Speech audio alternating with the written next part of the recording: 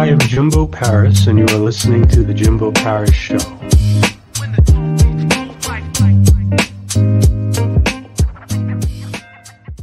Hello, everyone. I am Jimbo Paris. Welcome again to The Jimbo Paris Show.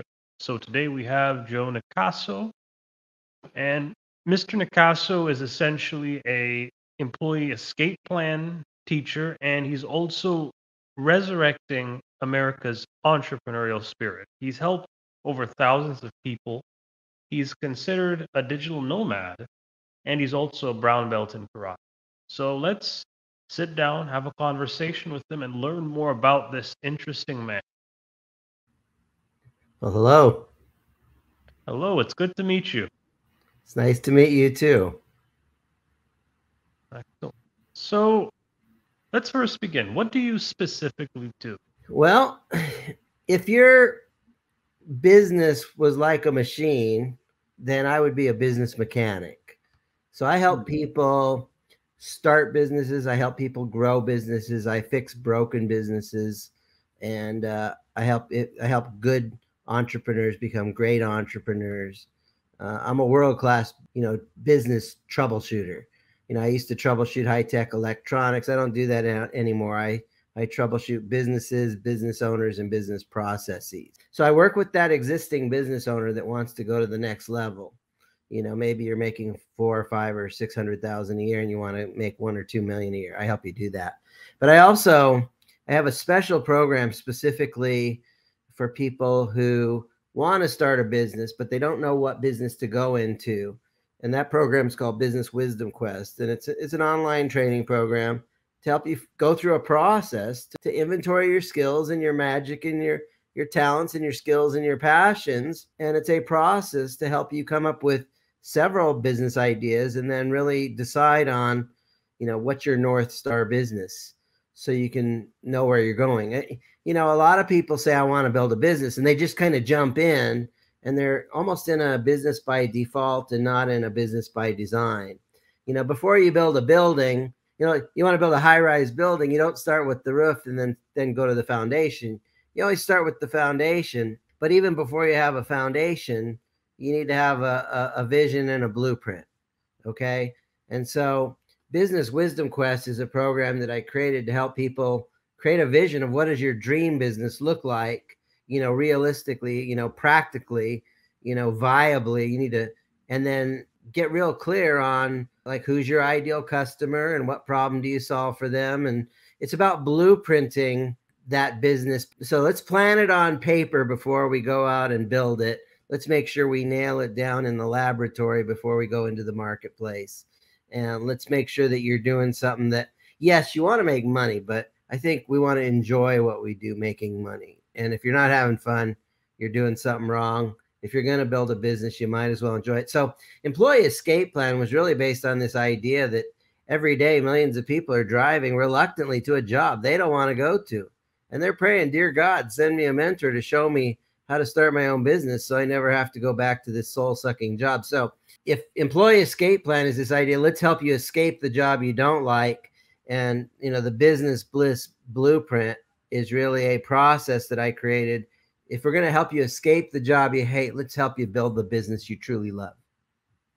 And how long have you been in this industry? I've been helping entrepreneurs reinvent themselves since 1999. I started my first business in 1979. I had a stereo and TV repair business back then. And, back in the 90s, I made $1 million and lost everything in technology. I worked really hard and technology changed and I got really injured from that. But I was blessed to get a mentor, a great man named Jay Abraham, who's a marketing genius. And I spent 7 years learning from him. He's the $30 billion man. And I was really blessed to have an amazing mentor. And it's kind of evolved from there into the current form of what I do today. What is your definition of marketing? Marketing, if you have a great product or service, let's back it up. What's my definition of business? Business, we spend money on things that make our life better, hopefully. So why do you spend money on your rent or your mortgage? Because life is better when you got a roof over your head. Why do you get your brakes fixed on your car? Because life is better when our brakes work versus when our brakes don't work. And so business, if you want to flip the table, you want people to spend money with you. It's how do you make somebody else's life better and make it so darn valuable.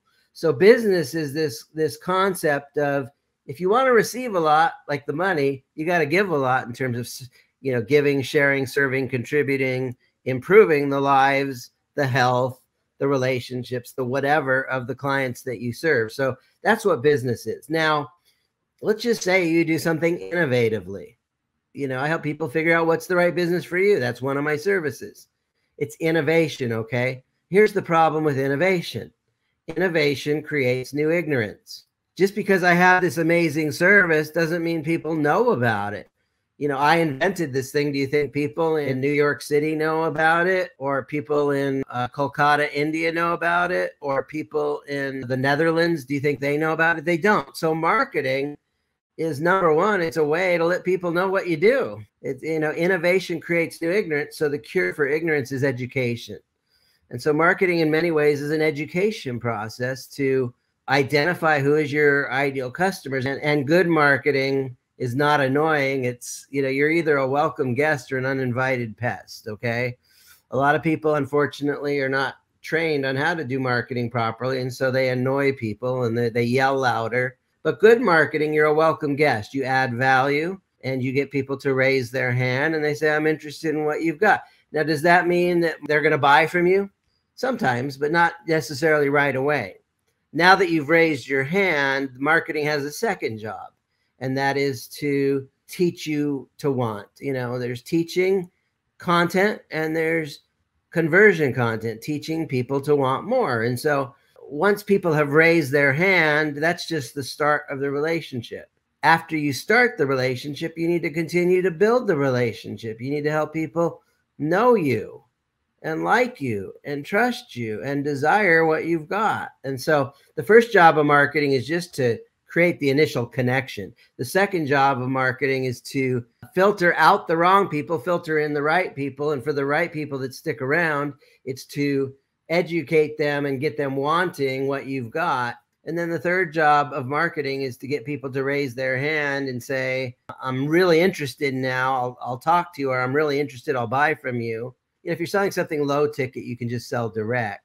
If you're selling something that's more expensive, then you need to have a real conversation with a human being. So the third job of marketing is to fill your calendars who are 8s, 9s, and 10s in terms of buying temperature.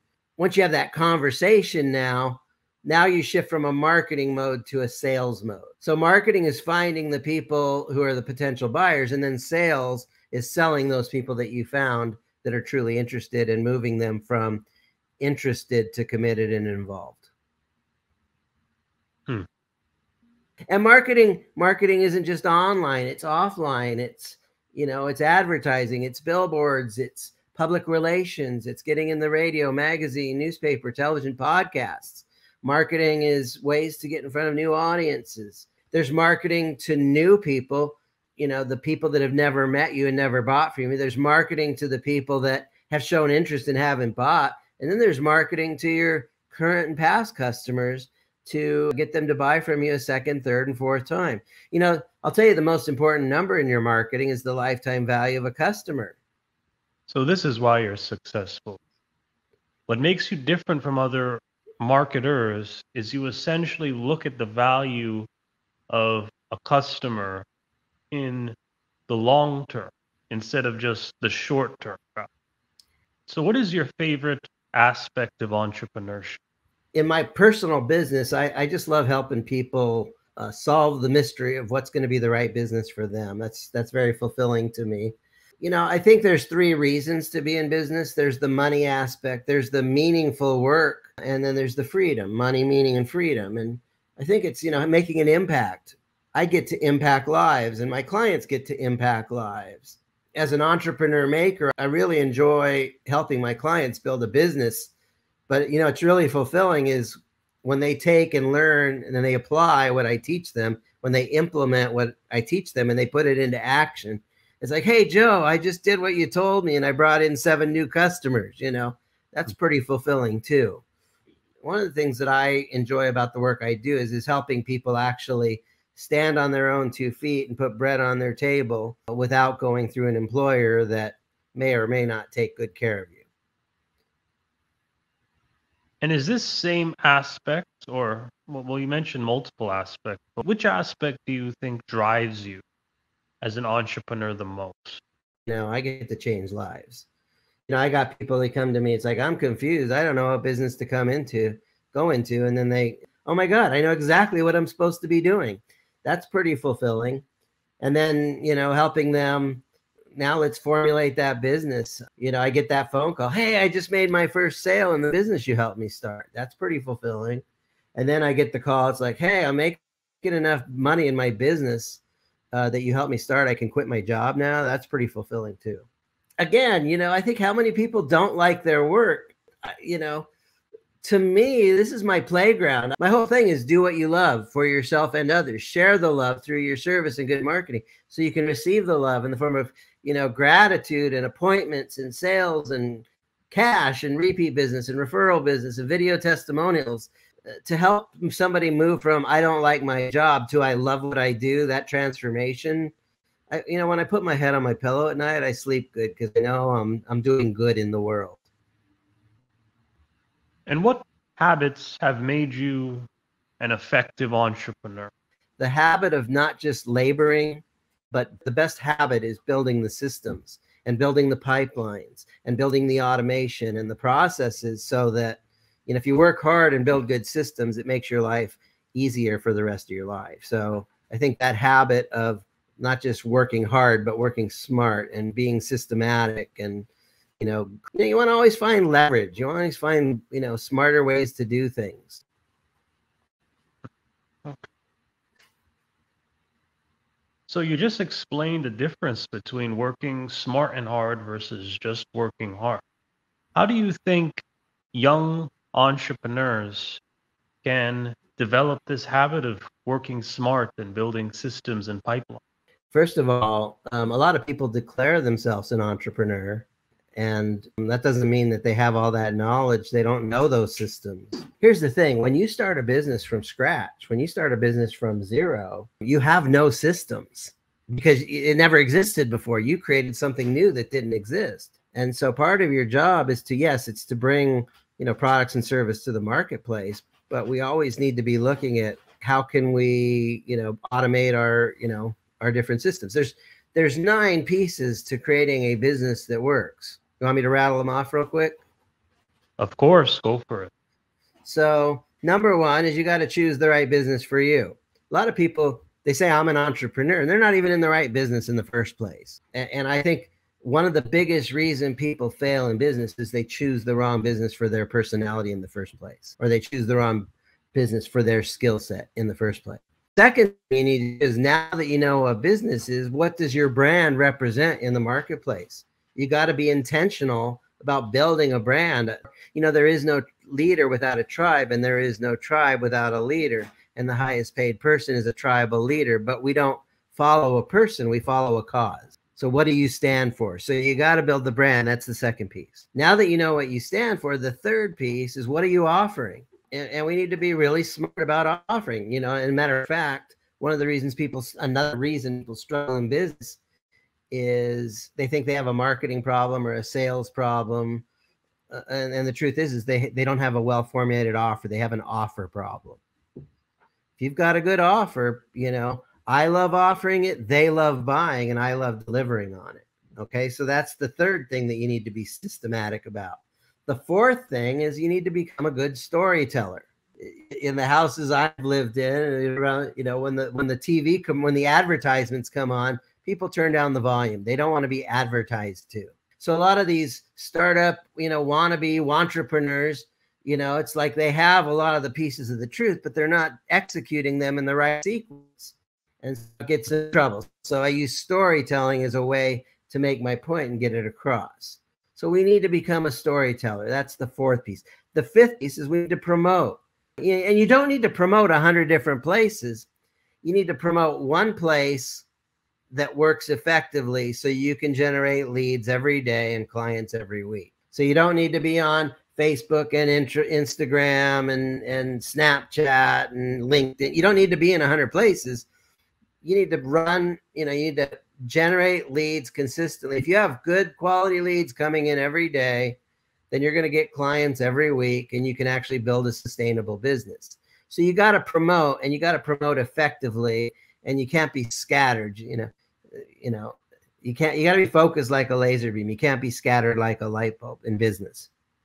The sixth thing is, once you've generated leads, you got to be systematic about following up and nurturing those relationships. But just because somebody raises their hand doesn't mean they're ready to buy today. And so over time, you got to develop trust and demonstrate you're an expert and demonstrate I can solve your problems. And so that's the sixth piece. The seventh piece that we need to get systematic about is filling our calendar with those hot prospects. We need, I don't want to chase people. I want people to chase me. Jimbo doesn't want to chase people. He wants people chasing him, right? It's better to kiss a girl who's leaning into you than kissing a girl who's leaning away from you. And the same thing is true in business. So we need to fill up our calendar with people that are leaning into us. And we need to get systematic about that. And then the eighth important system or piece, it's mastering the sale, the ability to turn a conversation into cash, and to really discover what somebody's true needs are and then match them up with a solution and then make your offer at this point. One of the things I say all the time is it's malpractice to give a prescription without a proper diagnosis first. So once I get somebody on the phone, I'm going to get to know them, and I'm going to, diagnose their situation, and they may not be a good client at all, or, they may be better served by someone else. It's like, as much as I would like to take your money, I'm not the right guy here. Go see this girl or go see this guy. And so I want to diagnose, and then if I can help them, I want to offer the thing that's the right thing for them. Okay. And then the ninth piece is, once we close the sale, then we got to deliver the goodies. We got to make good on our promises. You paid me money. One of my mentors, Tom Hopkins, who wrote a book called How to Master the Art of Selling Anything many, many years ago, he said that, once the sale is closed, the true sale begins. Once they've given you money, now you got to deliver the goodies. You got to deliver on your promises. And if you do that well, you want to be systematic about getting repeat business. You want to be systematic about getting referral business. You want to be systematic about getting video testimonials. If you do your job right, then you can create, customers for life. And so those are the 9 major pieces I cover in my Business Bliss Blueprint, which is my proprietary system to create businesses that work. Okay. Now, you mentioned a few examples there, but just to further elaborate, what are some of the mistakes and wrong practices a lot of entrepreneurs make? Oh my God, there's so many. I made a list of 55 reasons why smart people fail in business. Okay. First of all, we just have to understand, if so many people fail in business, a lot of it has to do with, maybe you've been taught some lies. Like, I have a talk that I give. Almost everything you've learned about business is a big fat lie. Let me give you a couple examples. Number one is sales is a numbers game. That's a lie. You know what? If you treat people like a number, you deserve all the sales you don't get. Okay? When you treat people like a number, you objectify them. Okay? Sales is all about developing relationships. Marketing sales is about serving the client's needs. It's about really being present with somebody and listening and asking good questions and really caring, And so that's a huge mistake people make. Another mistake people made, we covered, is you're not even in the right business in the first place. Another mistake people make is they're in business for the money. So the mistake is loving money and using people. That's the mistake. And what you need to do is love people and then use money simply as a tool. But when you put money over people, you have now entered the dark side. Money at the service of others is good. I served you, you paid me. That's good. Money at the expense of others will start. And unfortunately, too many people make the mistake. I want to make $1 million. Okay. Okay, great. You want to receive a lot. Here's the thing, though. This is a mistake. Don't expect to receive a lot if you're not willing to give a lot. This idea of I want to receive, oh, I'm going to go make a bunch of money. That's a receiving goal. I don't set income goals for myself. I set impact goals. So you can add more value to other people's lives, okay? That's a selfless goal. The money is a selfish goal. The service is a selfless goal. And one of the most selfish things you can do is be selfless. And if people just learn that, big mistake is stop putting the money over the people and start putting the people and the service and the value over the others. And that'll put you on the right path. That is so true. And I think something that people don't pay attention to a lot is the biggest businesses and probably the wealthiest people in the world are usually the ones that provide the most impact and value to others. You really do receive what you get. And it's just a really good lesson you're pushing out there. Just my 2 cents. All good businesses solve a problem. When I meet somebody and they say they're in business already, I'll ask two real basic questions that, who's your ideal customer and what problem do you solve for them? And if you can't speak into people's problems, you're not going to get many solutions, if that makes any sense. Mhm. What makes you the entrepreneur maker? And how do you turn employees into entrepreneurs?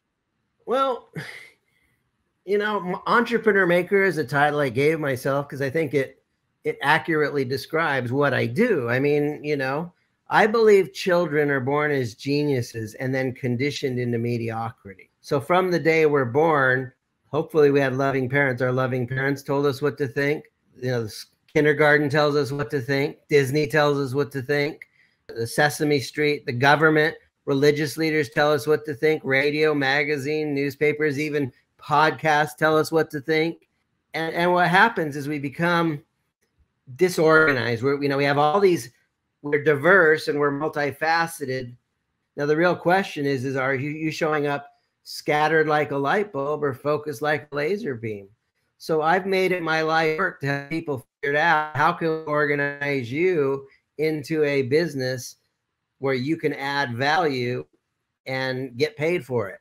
When you show up scattered, you're not going to do as well as if you show up laser focused. But there's a whole process of helping you get there. So I'm an entrepreneur maker because that's what I do. And I guess, how did I get here? I think my life has been a unique obstacle course. Somehow my life has put me on a journey where I've been exposed to brilliant mentors that have taught me things. And I just have this unique perspective that everybody has magic in them. Everybody has talents. Everybody has skills. A lot of people say, well, I don't want to be self-employed. It's like, guess what? Everybody's self-employed. We're all self-employed. Jimbo, you're self-employed. Even if you're unemployed, you are self-employed with 0 customers. So we're all self-employed, whether you want to admit to it or not. I'm just helping people take back their power and realize that if you take your talents and skills that God gave you and you help other people improve their lives and get paid for it, you're an entrepreneur.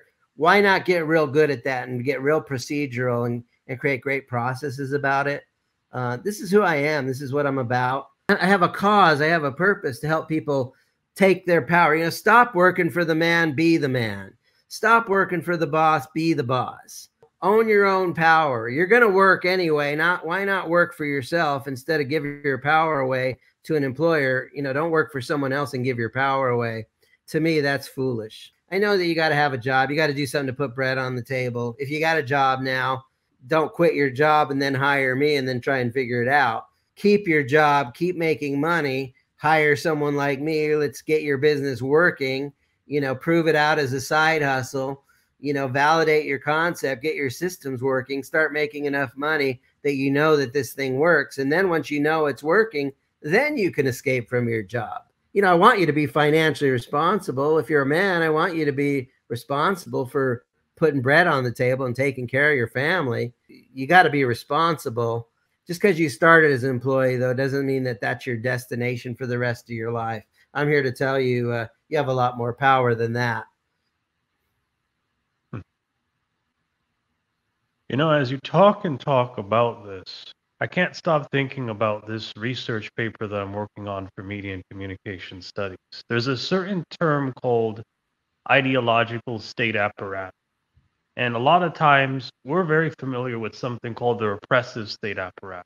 And that's sort of the law enforcement, sort of the more physical power that governments use. But what you're handling is a lot more about the ideological state apparatus, where ideas and concepts and more softer forms of dominance like employee reliance, government reliance. I'm specifically looking at Disney here too and how it influences children.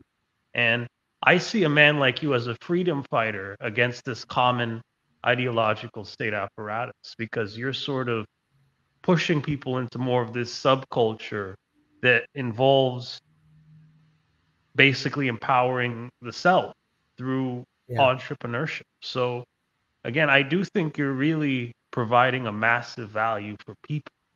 And just to kind of follow up here with a question of my own to come back to you is what are sort of the signs and maybe repercussions of some entrepreneurs who are just not in the right business for it? Usually it shows up physically. I'm tired all the time. I'm exhausted. I'm working way too hard to make too little, reward. I work with cranky client, in the morning. I don't even want to go face the day. Those are some pretty big signs. I think those are common signs that a lot of people are familiar with. So if you're not enjoying what you do, if the signs are showing up, then don't keep doing what you're doing. Unfortunately, a lot of people, they don't enjoy what they're doing, but they keep doing it because it's like all they've conditioned themselves to do.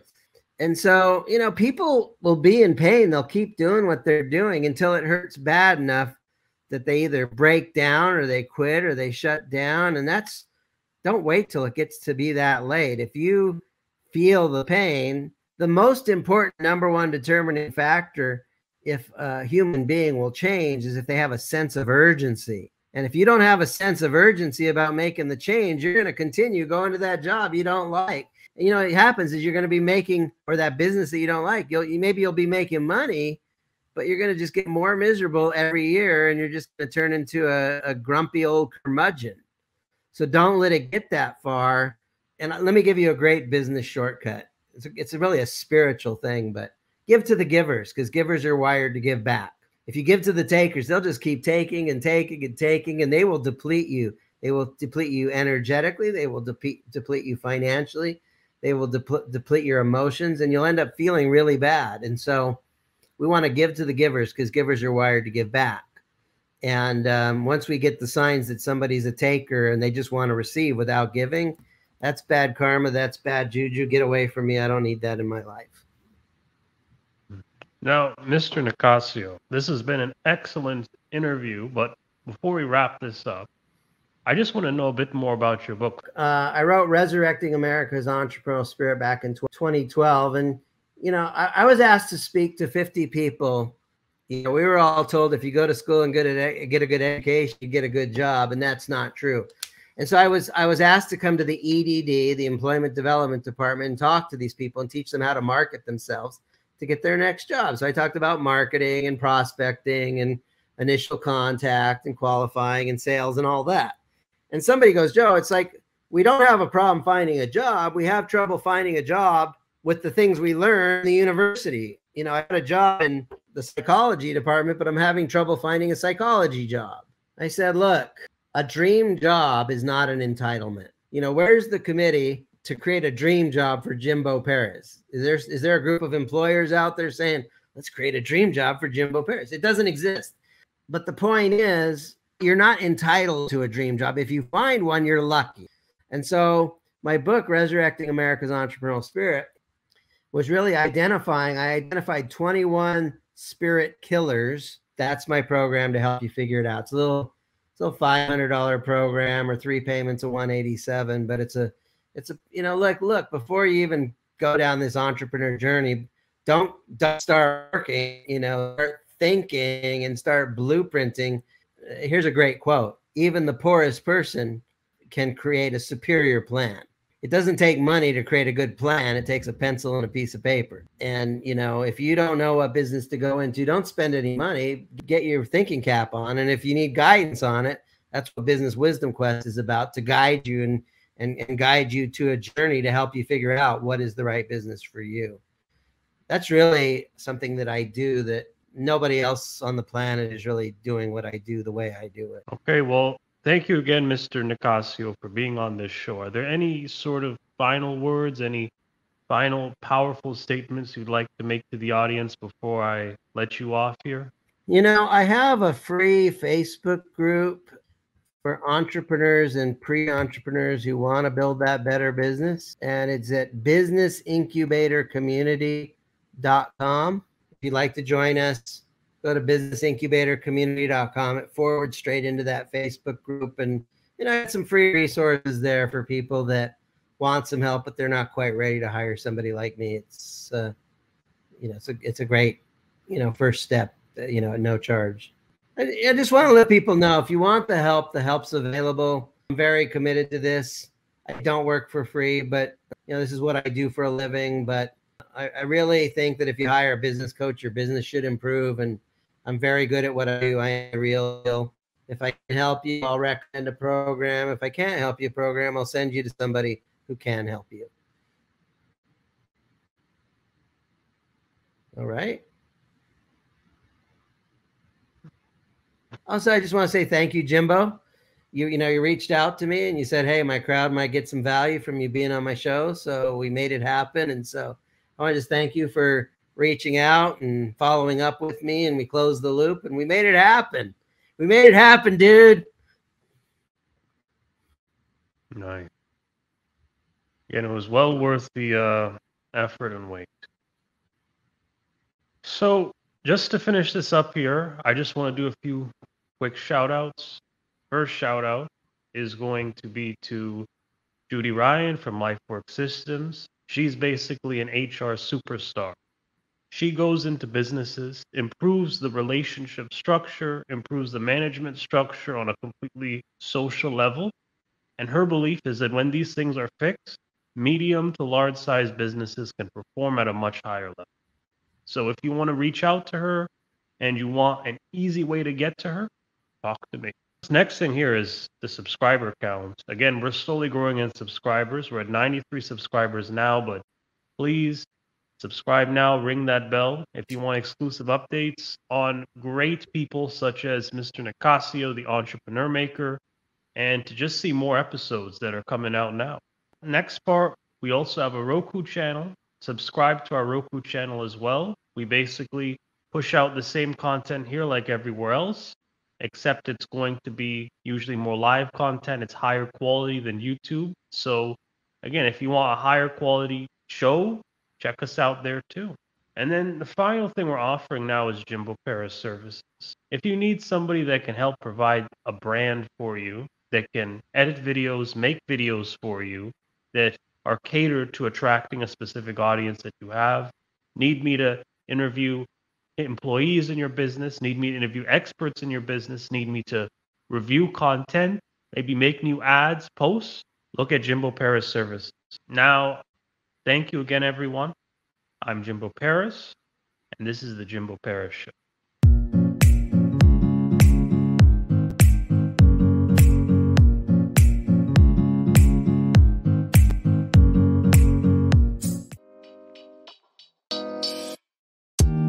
Thank you for listening to the Jimbo Paris Show.